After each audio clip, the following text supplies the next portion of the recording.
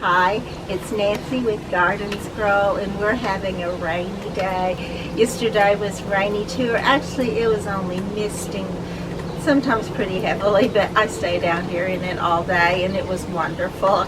I love a rainy day. There's actually so much you can do on a rainy day.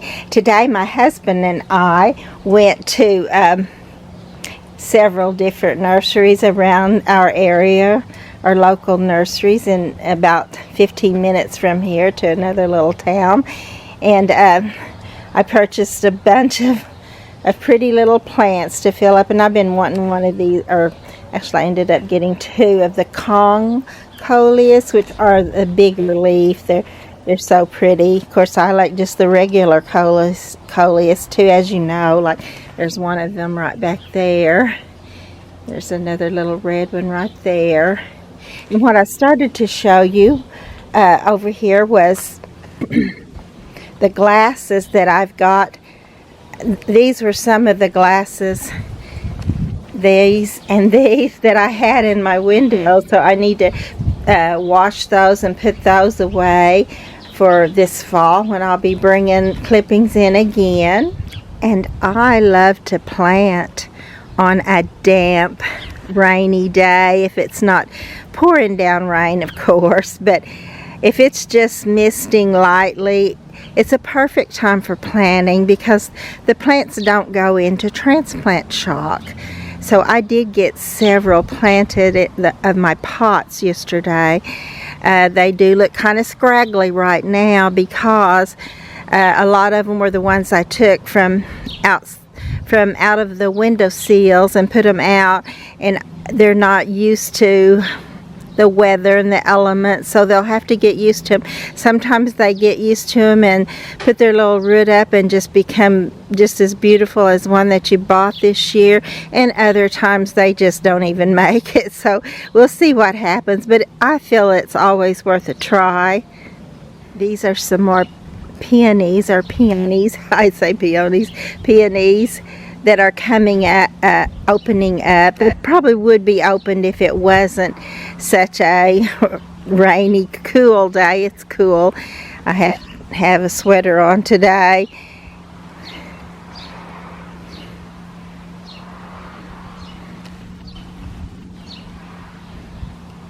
I don't think these little white iris I wanted to show you, they look pretty soggy right now, but they were looking so good yesterday. The white ones always remind me of angels.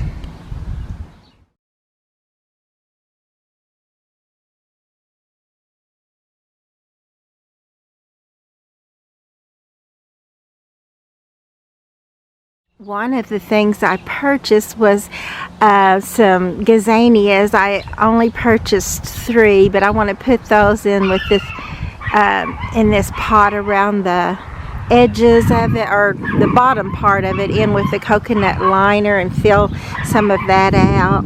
Like I have there, I have the dianthus there. Those look really pretty there too.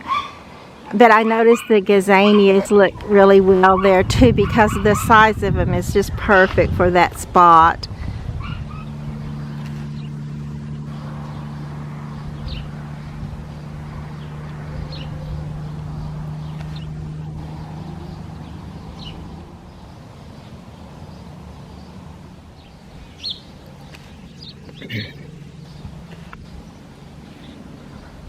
So, other than everything looks a little drenched and droopy, like I said, I do love a rainy day. There's so much you can actually do. If it's pouring down rain, of course, the best thing is to snuggle in, take a nap. If it's not too heavy of a rain, it's a nice time to take a drive with your spouse. That's what my husband and I did this morning, and went to several different nurseries and just really enjoyed the time together. I was going to say that most of these pots I still have not got finished yet. There's still a lot of them I need to finish. This little, this is a variegated annual hibiscus. It has a beautiful red bloom with a pendulous stamen on it. and it looks awfully scraggly right now because I did keep it through the winter in the house again, so it's still trying to get used to its new surroundings, which is exactly where it was last year. I like it here real well. This little plant does look a little weathered, but remember when I said brown is a pretty color but not for a beautiful purple Persian shield? Here is brown in all its glory. I love this little iris. It's got the pretty brown and with white, and it just sets it off perfectly.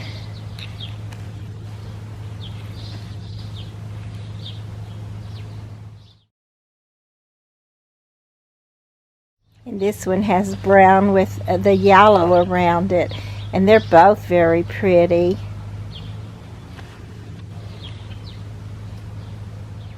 There's that bewilderbeast again, bewilderbeast iris, and I really like it. Even all wet, it's still pretty. This dark one is another favorite, and this one smells really good too. This one is called Shaker's Prayer.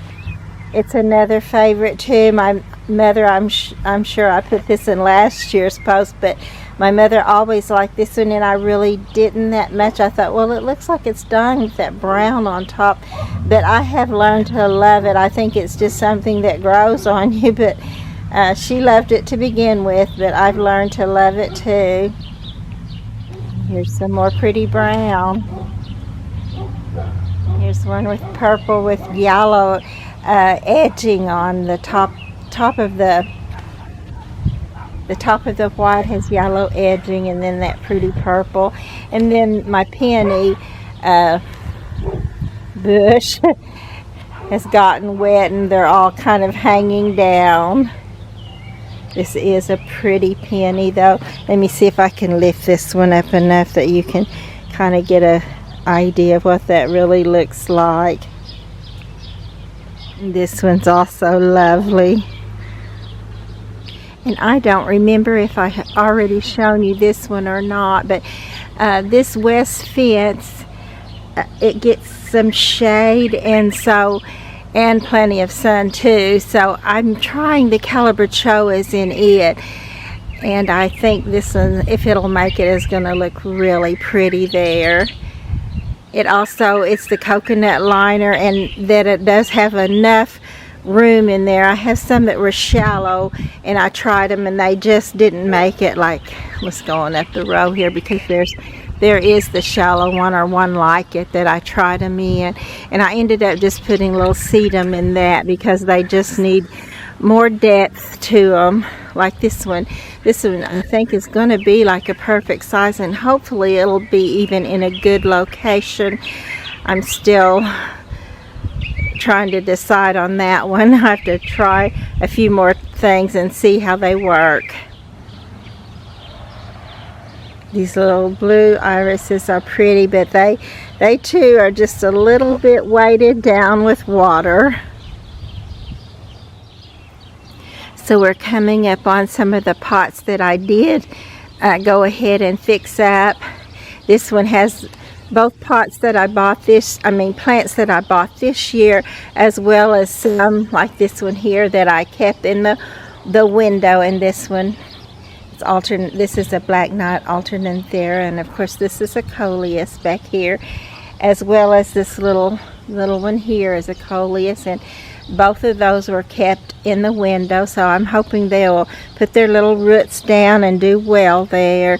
There's another alternanthera right here, another one of the little kind of maroon rose colored coleus, and then this is, of course, this is another penta, a pretty purple penta, and it's one of the flowers that I realize make it all through our heat. It did last year, and I hope it will again. There's my pretty burgundy colored smoke bush right there, and I really like that in the garden. I love to break up the green with the burgundies or oranges, different colors in with the green. Just makes it shine to me.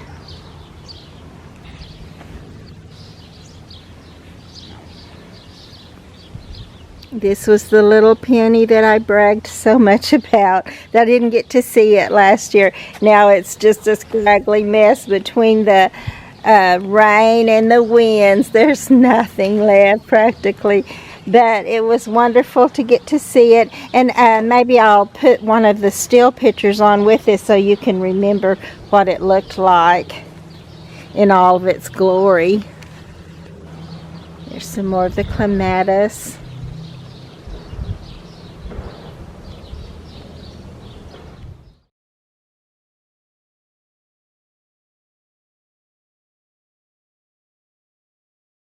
This was our lilac bush, and was is the operative word here because you can tell they're already gone.